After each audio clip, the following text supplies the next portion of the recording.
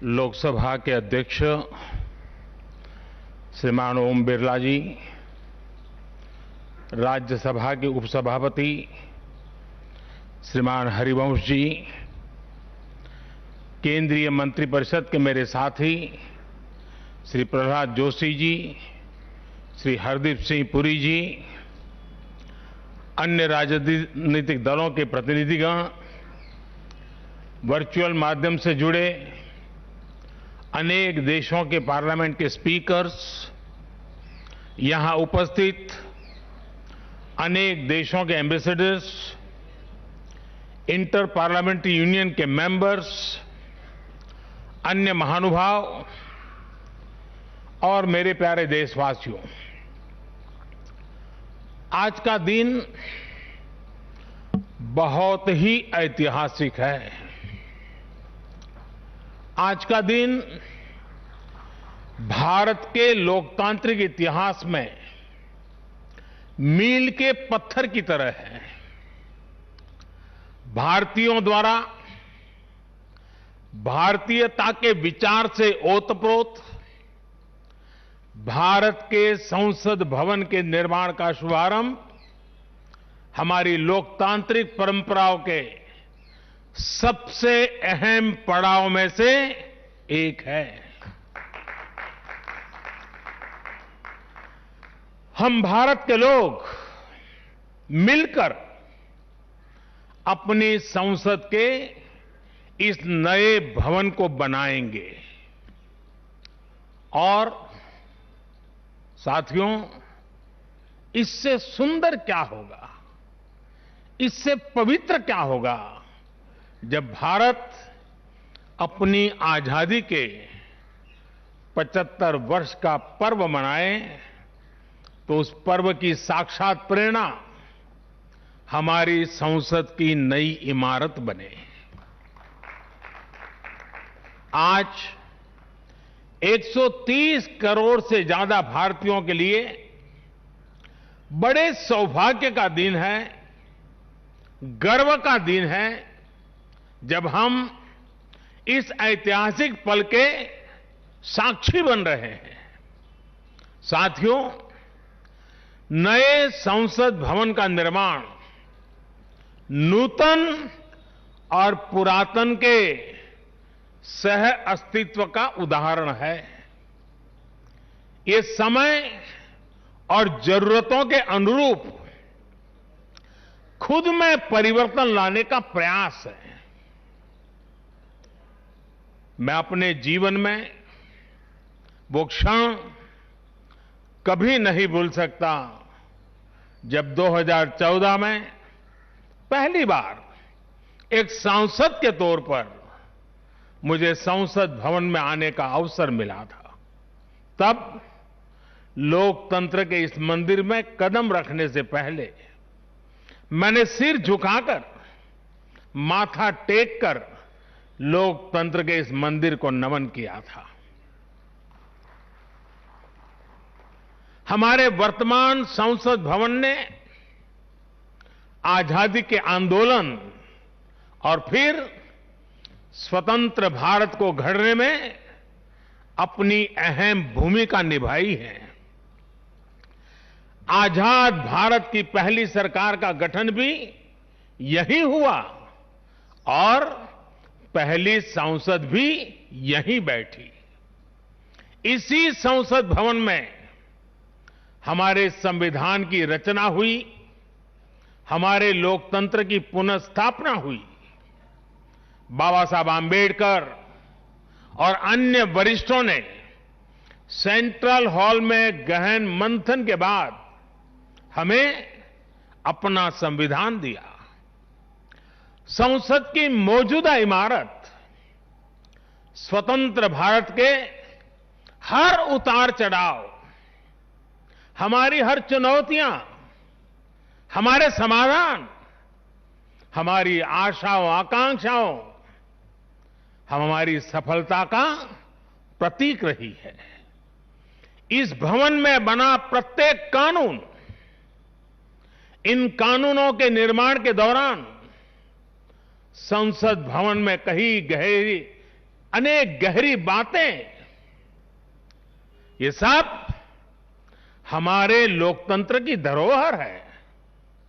लेकिन साथियों, संसद के शक्तिशाली इतिहास के साथ ही यथार्थ को भी स्वीकारना उतना ही आवश्यक है। ये इमारत अब करीब करीब 100 साल की हो रही है। बीते दशकों में इसे तत्कालीन जरूरतों को देखते हुए निरंतर अपग्रेड किया गया। इस प्रक्रिया में कितनी ही बार दीवारों को तोड़ा गया है, कभी नया साउंड सिस्टम, कभी फायर सेफ्टी सिस्टम, कभी आईटी सिस्टम, लोकसभा में बैठने की जगह बढ़ाने के लिए तो दीवारों को भी हटाया गया। इतना कुछ होने के बाद संसद का ये भवन अब विश्राम मांग रहा है। अभी लोकसभा अध्यक्ष जी भी बता रहे थे कि किस तरह बरसों से मुश्किलों भरी स्थिति रही है। बरसों से नए संसद भवन की जरूरत महसूस की गई है। ऐसे में ये हम सभी का दायित्व बनता है कि 21वीं सदी के भारत को अब एक नया संसद भवन मिले। इसी दिशा में आज ये शुभारंभ हो रहा है और इसलिए आज जब हम एक नए संसद भवन का निर्माण कार्य शुरू कर रहे हैं तो वर्तमान संसद परिषद के जीवन में नए वर्ष भी जोड़ रहे हैं। साथियों, नए संसद भवन में ऐसी अनेक नई चीजें की जा रही हैं जिससे सांसदों की एफिशिएंसी बढ़ेगी, उनके वर्क कल्चर में आधुनिक तौर तरीके आएंगे। अब जैसे अपने सांसदों से मिलने के लिए उनके संसदीय क्षेत्र से लोग आते हैं, तो अभी जो संसद भवन है उसमें लोगों को बहुत दिक्कत होती है। आम जनता को दिक्कत होती है, नागरिकों को दिक्कत होती है। आम जनता को अपनी कोई परेशानी अपने सांसद को बतानी है, कोई सुख दुख बांटना है, तो इसके लिए भी संसद भवन में स्थान की बहुत कमी महसूस होती है।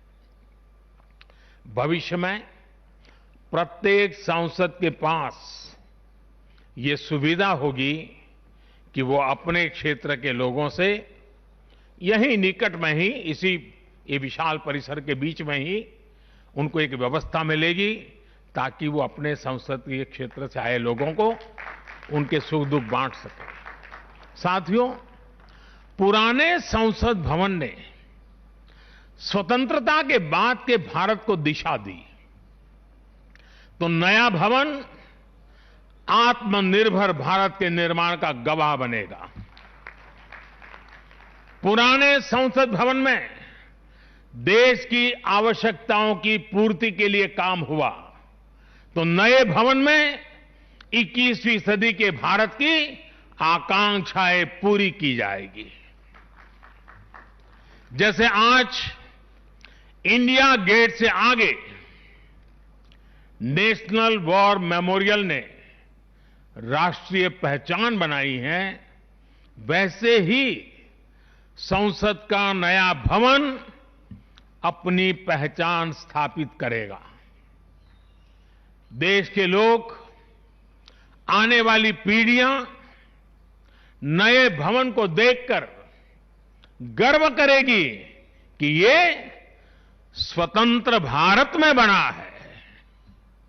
आजादी के 75 वर्ष का स्मरण करते हुए इसका निर्माण हुआ है। साथियों, संसद भवन की शक्ति का स्रोत उसकी ऊर्जा का स्रोत हमारा लोकतंत्र है। आजादी के समय किस तरह से एक लोकतांत्रिक राष्ट्र के रूप में भारत के अस्तित्व पर संदेह और शंकाएं जताई गई थी, ये इतिहास का हिस्सा है। अशिक्षा, गरीबी, सामाजिक विविधता और अनुभवहीनता जैसे अनेक तर्कों के साथ ये भविष्यवाणी भी कर दी गई थी कि भारत में लोकतंत्र असफल हो जाएगा। आज हम गर्व से कह सकते हैं कि हमारे देश ने उन आशंकाओं को न सिर्फ गलत सिद्ध किया है, बल्कि 21वीं सदी की दुनिया भारत को अहम लोकतांत्रिक ताकत के रूप में आगे बढ़ते हुए देख भी रही है। साथियों, लोकतंत्र भारत में क्यों सफल हुआ, क्यों सफल है और क्यों कभी लोकतंत्र पर आंच नहीं आ सकती, ये बात हमारी हर पीढ़ी को जानना समझना बहुत आवश्यक है। हम देखते सुनते हैं, दुनिया में 13वीं शताब्दी में रचित मैग्ना कार्टा की बहुत चर्चा होती है। कुछ विद्वान इसे लोकतंत्र की बुनियाद भी बताते हैं, लेकिन ये भी बात उतनी ही सही है कि मैग्ना कार्टा से भी पहले 12वीं शताब्दी में, 12th सेंचुरी में ही भारत में भगवान बसवेश्वर का अनुभव मंटपम अस्तित्व में आ चुका था। अनुभव मंटपम के रूप में उन्होंने लोक संसद का न सिर्फ निर्माण किया था, बल्कि उसका संचालन भी सुनिश्चित किया था। और भगवान बसवेश्वर जी ने कहा था, ಈ ಅನುಭವ ಮಂಟಪ ಜನಸಭಾ ನಾದಿನ ಮಟ್ಟು ರಾಷ್ಟ್ರದ ಉನ್ನತಿಗೆ ಹಾಗೂ ಅಭಿವೃದ್ಧಿಗೆ ಪುರಗಾವಗಿ ಕೆಲಸ ಮಾಡುತ್ತದೆ। यानी ये अनुभव मंटपम एक ऐसी जनसभा है जो राज्य और राष्ट्र के हित में और उनकी उन्नति के लिए सभी को एकजुट होकर काम करने के लिए प्रेरित करती है। अनुभव मंटपम लोकतंत्र का ही तो एक स्वरूप था। साथियों, इस कालखंड के और पहले जाएं तो तमिलनाडु में चेन्नई से 80-85 किलोमीटर दूर उत्तरा मेरूर नाम के गांव में एक बहुत ही ऐतिहासिक साक्ष्य दिखाई देता है। इस गांव में चोल साम्राज्य के दौरान 10वीं शताब्दी में पत्थरों पर तमिल में लिखी गई पंचायत व्यवस्था का वर्णन है, 10th सेंचुरी। और इसमें बताया गया है कि कैसे हर गांव को कुटुंब में कैटेगराइज किया जाता था, जिनको अगर आज की भाषा में कहना है तो हम आज उसको एक वार्ड कह सकते हैं। उन कुटुंबों से एक एक प्रतिनिधि महासभा में भेजा जाता था।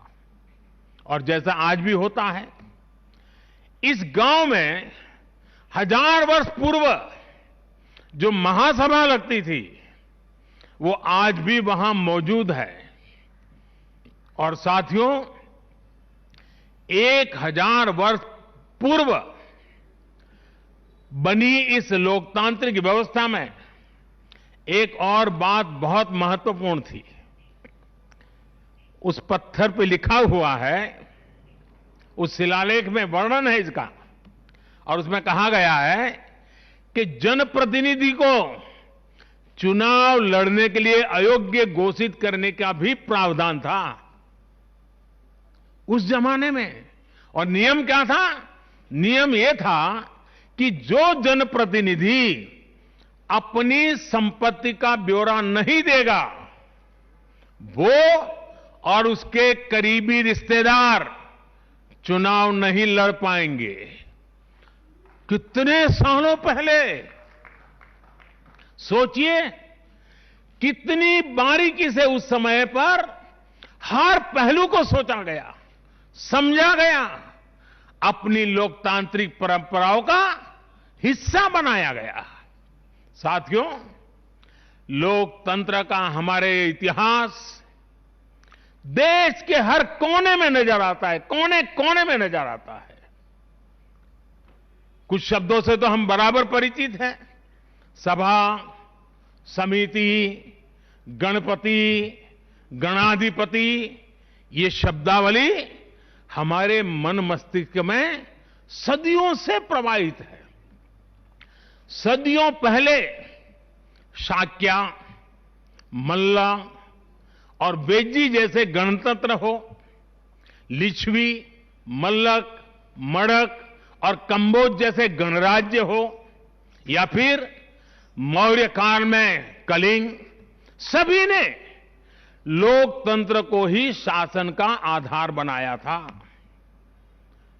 हजारों साल पहले रचित हमारे वेदों में से ऋग्वेद में लोकतंत्र के विचार को समज्ञान यानी समूह चेतना, कलेक्टिव कॉन्शियसनेस के रूप में देखा गया है।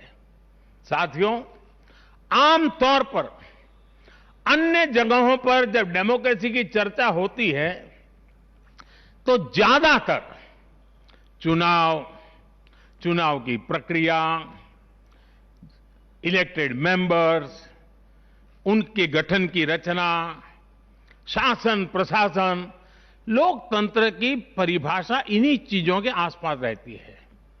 इस प्रकार की व्यवस्था पर अधिक बल देने को ही ज्यादातर स्थानों पर उसी को डेमोक्रेसी कहते हैं।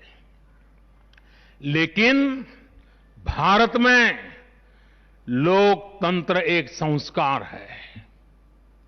भारत के लिए लोकतंत्र जीवन मूल्य है, जीवन पद्धति है, राष्ट्र जीवन की आत्मा है।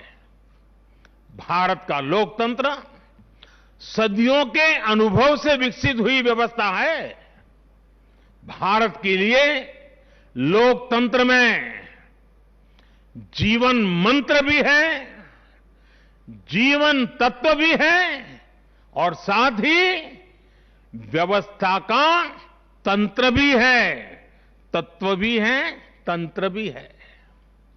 समय समय पर इसमें व्यवस्थाएं बदलती रही, प्रक्रियाएं बदलती रही, लेकिन आत्मा लोकतंत्र ही रही।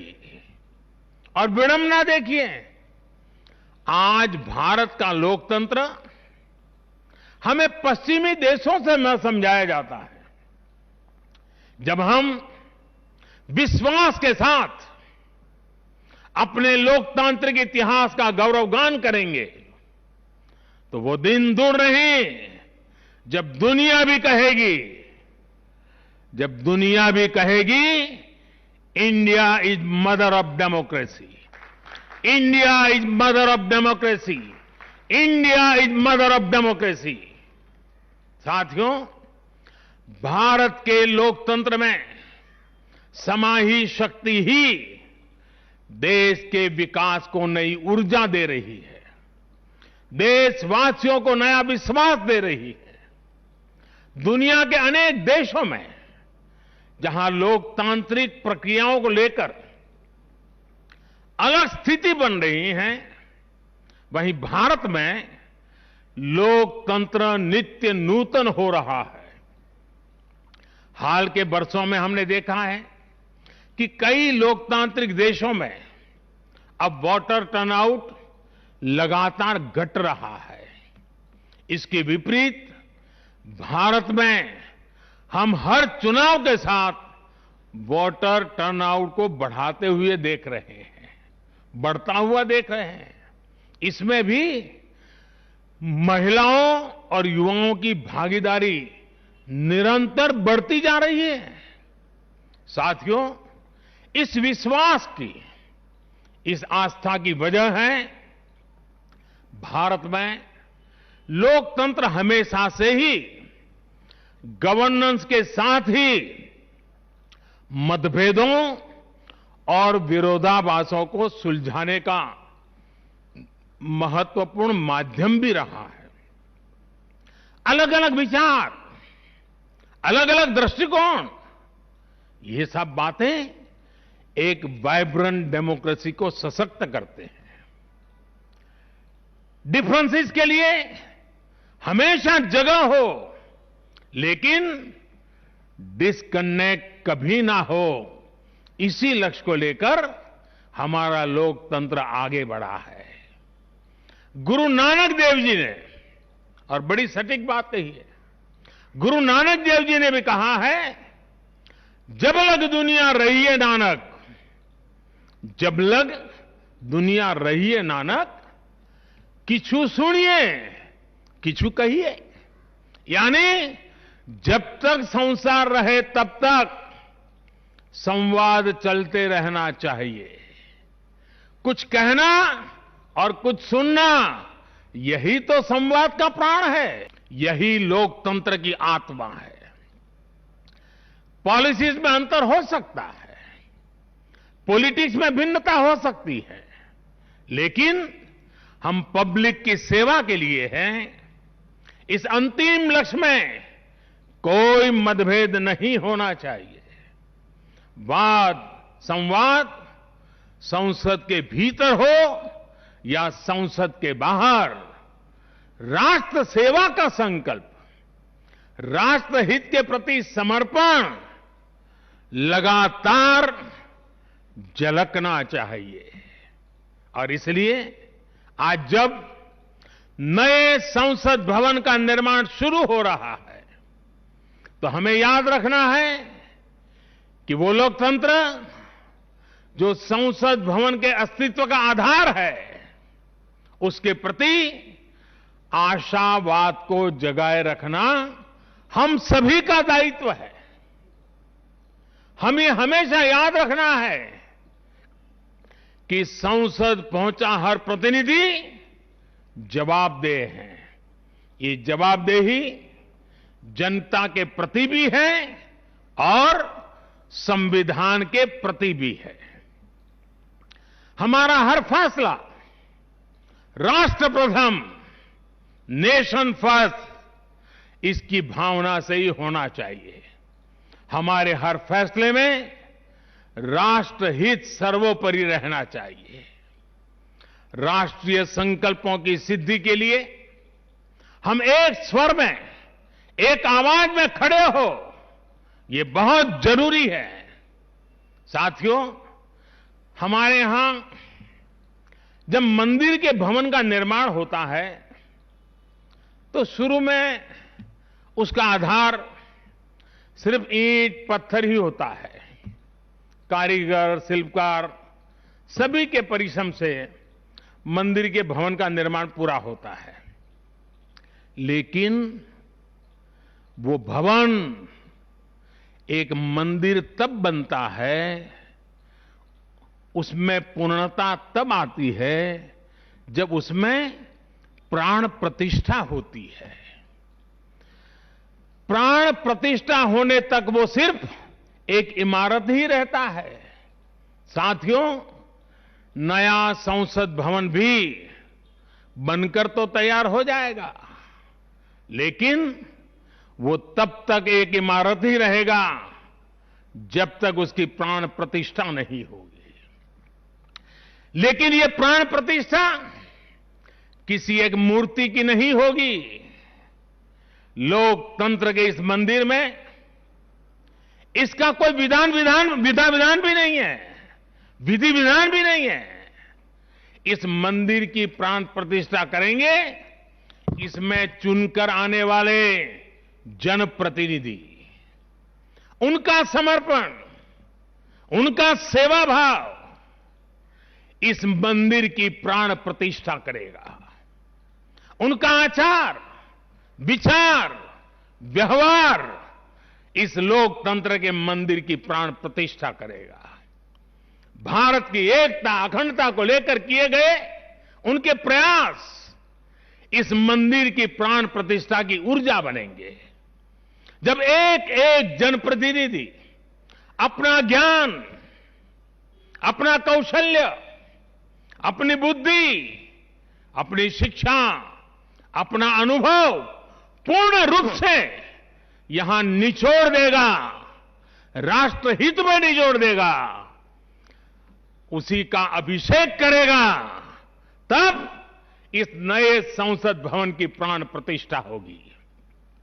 यहां राज्यसभा काउंसिल ऑफ स्टेट्स है, एक ऐसी व्यवस्था है जो भारत के फेडरल स्ट्रक्चर को बल देती है। राष्ट्र के विकास के लिए राज्य का विकास, राष्ट्र के विकास के लिए राज्य का विकास, राष्ट्र की मजबूती के लिए राज्य की मजबूती, राष्ट्र के कल्याण के लिए राज्य का कल्याण, इस मूलभूत सिद्धांत के साथ काम करने का हमें प्रण लेना है। पीढ़ी दर पीढ़ी आने वाले कल में जो जनप्रतिनिधि यहां आएंगे, उनके शपथ लेने के साथ ही प्राण प्रतिष्ठा के इस महायज्ञ में उनका योगदान शुरू हो जाएगा। इसका लाभ देश के कोटि कोटि जनों को होगा। संसद की नई इमारत एक ऐसी तपोस्थली बनेगी जो देशवासियों के जीवन में खुशहाली लाने के लिए काम करेगी, जन कल्याण का काम करेगी। साथियों, 21वीं सदी भारत की सदी हो, यह हमारे देश के महापुरुषों और महान नारियों का सपना रहा है। लंबे समय से इसकी चर्चा हम सुनते आ रहे हैं।